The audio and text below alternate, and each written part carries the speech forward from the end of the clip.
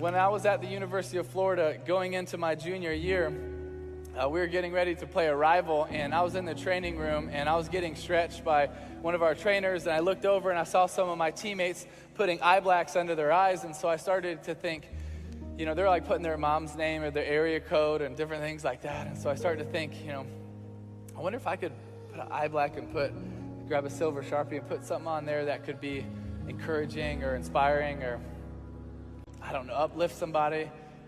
I started to think, well, what should I put? And I started to think, well, God bless. And I was like, I don't know. And then I thought of Philippians 4:13.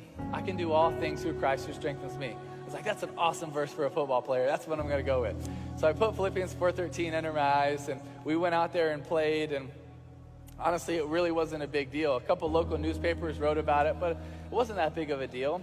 But I kept wearing it under my eyes the entire season, and we get to the SEC championship game against Alabama. We're getting ready to run out of the tunnel. And as a football player, so often it is really tunnel vision. It's the next thing, the next thing, the next thing. You can't afford to step back and look at the big picture because you can just lose focus. So many times it's just locked in to the next thing we have to do. Well, at this moment, I really felt like God was putting out of my heart to change the verse. I was like, really, right now? But I kind of stepped back for a second and realized that if we won, we'd be playing in the national championship. And that would be maybe the biggest stage that I would ever get to change the verse and put something meaningful on there. So we were blessed to win. And the next 6 weeks leading up to the national championship game, I was contemplating, really agonizing over what verse I was going to go with. But God kept bringing it to my heart and my head, John 3:16. Because as a Christian, that's the essence of our Christianity. It's the essence of our hope. For God so loved the world, he gave his only begotten Son, that whosoever believes in him will not perish, but have everlasting life. That's what we believe in as Christians. So I decided that's the verse I'm going to go with. So 2 nights before the game, I go into my parents' hotel room in Miami, Florida, and they open the door, and I was like, all right, Mom, Dad, I'm going to change the verse. And my mom's super supportive, and my dad's like, have you told Coach Meyer? Because Coach Meyer says he just likes his routines, but that dude is so superstitious, it's ridiculous.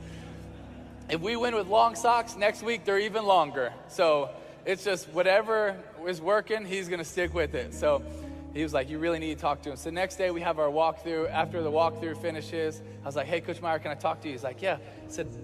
He's like, how's your arm, your leg? You feeling good? You got the game plan down? Yeah, I'm good. You know the verse I wear in my eyes? He's like, yeah, Philippians 4:13, I love it. I was like, well, I'm going to change it tomorrow night to John 3:16. What? What are you talking about? You can't change the verse. That verse got us here. I was like, no. So I explained to him why I wanted to go with John 3:16, and he understood, and he was supportive. And honestly, really after that moment, I didn't really think about it. Next night, I just went out there, and we were blessed to win the national championship. And 2 days after that game, I was sitting in Ballyhoo restaurant eating grouper with my mom, my dad, one of my aunts, and Coach Meyer. And Coach Meyer gets a call from our PR guy at Florida, and he's like, all right, bye. I looked at him, I was like, what's that all about? He told me who it was, our PR guy, and he said, Tim, he just told me that during that game, 94 million people Googled John 3:16. And honestly, my first thought was, how the heck do 94 million people not know John 3:16? But it was just so humbling for me sitting in that restaurant thinking about how big the God that we serve really is. Like really how big the God that we serve really is. So many times we put him in a box. But no, the God that loves us, the God that created us, the God that has a plan for us, the God that wrote a poem about your life, he is a big God that wants to do amazing things. And when we just turn around and say, hey, here, God, might not feel like a lot. Guess what? He can perform miracles. He can do amazing things. And I really believe the God that we serve wants to do amazing things in us and through us. What was really cool about that game is it was on January 8th of 2009. Well, exactly 3 years later, January 8th, 2012, exactly 3 years later to the day, we just happened to be playing the Pittsburgh Steelers in the first round of the playoffs. I didn't think of John 3:16 one time, so I can't take credit for it. I had nothing to do with it.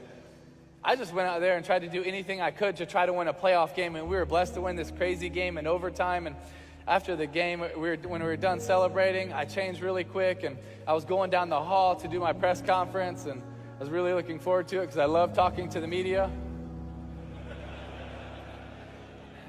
And so I was getting ready to turn left and go into these curtains to talk to the media, and Patrick, our PR guy, steps in front of me. He says, "Timmy, did you realize what happened?" And I was like, "Yeah, we just beat the Steelers. We're going to play the Patriots. Like, let me do this." He was like, "Timmy, did you realize what happened?" I could tell he was being serious, so I was like, "Patrick, what's up, man?" He looks at me and says, "Timmy, this is exactly 3 years from the time you put John 3:16 into your eyes." I was like, "Oh, really? That's awesome. That's really cool." He says, "No, you don't realize. During the game, you threw for 316 yards. Your yards per rush were 3.16. Your yards per completion were 31.6. The time of possession was 31.06. And the ratings for the night were 31.6. And during the game, 90 million people Googled John 3:16, and it's the number one thing on all social media right now."